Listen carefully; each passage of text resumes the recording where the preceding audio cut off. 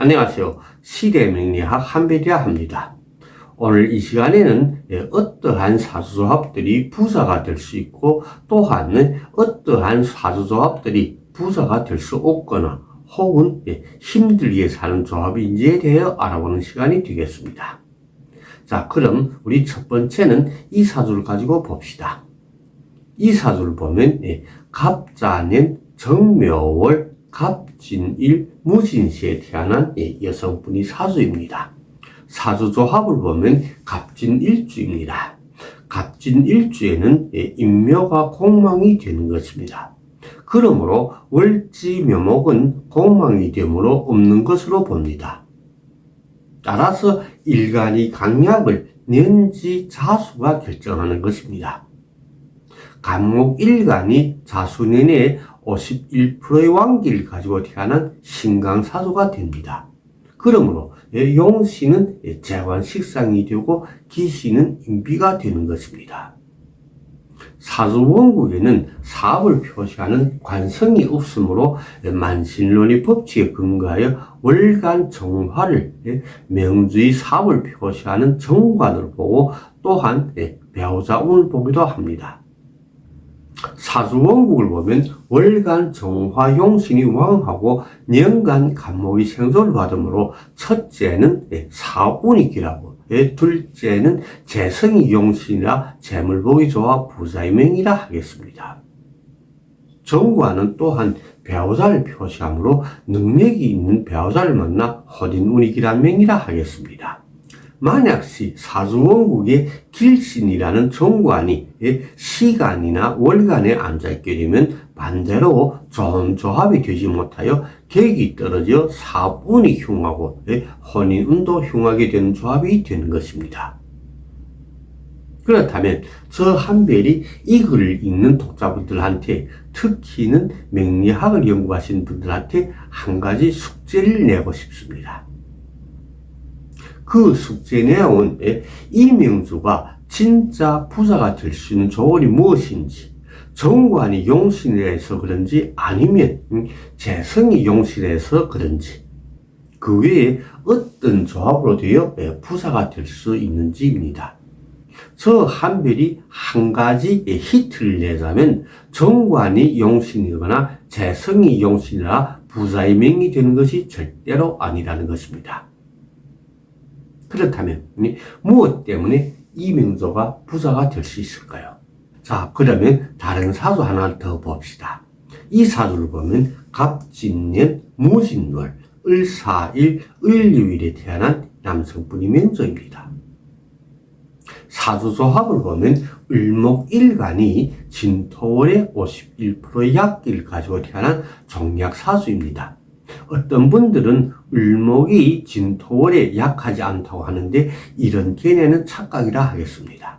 그러므로 이 사주 역시 앞의 사주와 마찬가지로 용신은 재관식상이 되고 기신은 인비가 됩니다.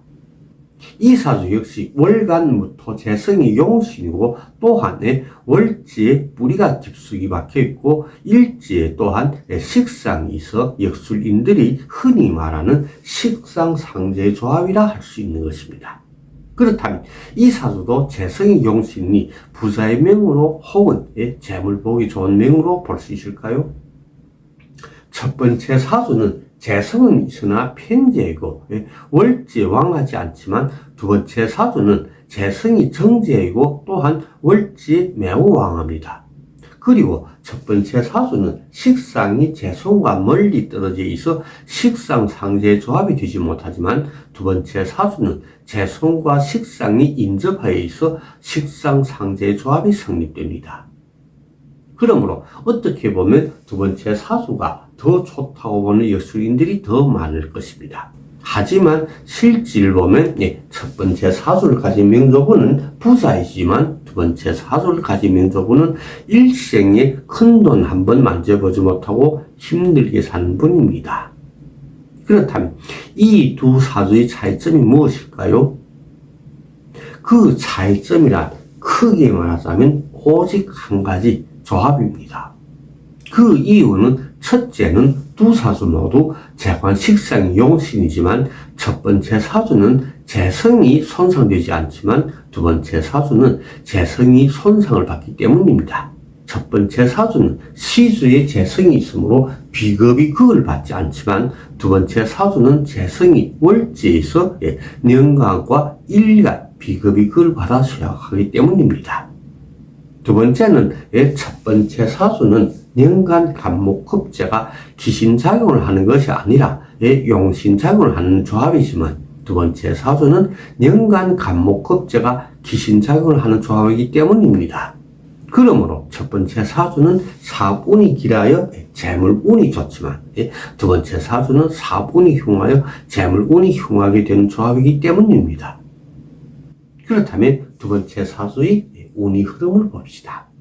첫 기사대왕부터 현재 갑술대왕까지 모두 기신인 인비가 왕하고 용신인 재관식상이 쇠약한 운입니다. 그러므로 사업운이 안정적이 되지 못하여 변동이 많고 무엇을 하나 성공률이 없이 손재수만 따르게 되며 월간 정제가 흉하니 혼인감정운이 흉하여 풍파곡설이 많게 되는 명이라 하겠습니다. 실지 이분은 결혼은 평관이 길한 신미대원에서 했으나 정제가 흉한 임신대원에서 이혼을 하게 되고 계구대원에서는 무엇을 하나 성공하지 못하여 재물 피해만 따르고 갑술대원에서는 안정적인 직업이 없이 여기저기 일용직을 근근하면서 힘들게 사는 분입니다. 이 두 예제에서 보시다시피 우리가 한 사람이 사운이 길하여 재물운이 좋아 부자가 될 수 있느냐 없느냐를 판단 분석할 때 사주원국에서 어떤 일간이나 어떤 격 혹은 어느 한 육친이 있나 없나를 따지는 것이 아니라 조합상 어떤 육친이 필요한가 필요하지 않는가부터 제대로 구분할 줄 알아야 비로소 제대로 된 사주풀이를 할 수 있고 또한 기리궁을 제대로 논할 수 있게 되는 것입니다. 자, 그럼 오늘 공부도 여기에서 마치겠습니다. 시청해주신 여러분 고맙습니다. 감사합니다.